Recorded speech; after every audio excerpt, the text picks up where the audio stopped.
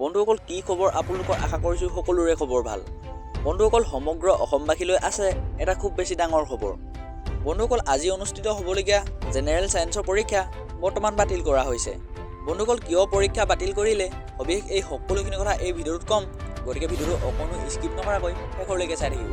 নমস্কাৰ বন্ধুসকল, আমাৰ চেনেলৰ অন্য এটা ভিডিঅ'লৈ আপোনালোক সকলোকে স্বাগতম জনাইছোঁ। বন্ধুসকল আজি অনুষ্ঠিত হোৱা মেট্ৰিক পৰীক্ষা বাতিল কৰা হৈছে সেৱা কৰ্তৃপক্ষই। বন্ধুসকল ইয়াৰ কাৰণ হৈছে পৰীক্ষাৰ পূৰ্বে বাতিল হৈছে প্ৰশ্ন কাকত।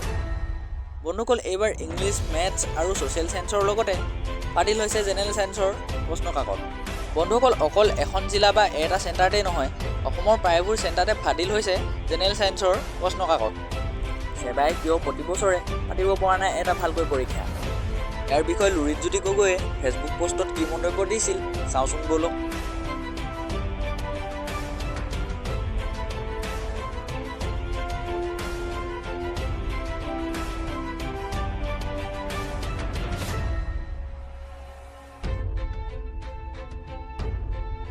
বন্ধুসকল আপোনালোকৰ মতামত কি? এনে পৰিস্থিতিত মেট্ৰিক পৰীক্ষা পাতিব লাগে নে নালাগে তলৰ কমেণ্ট বক্সত কমেণ্ট কৰি জনাব।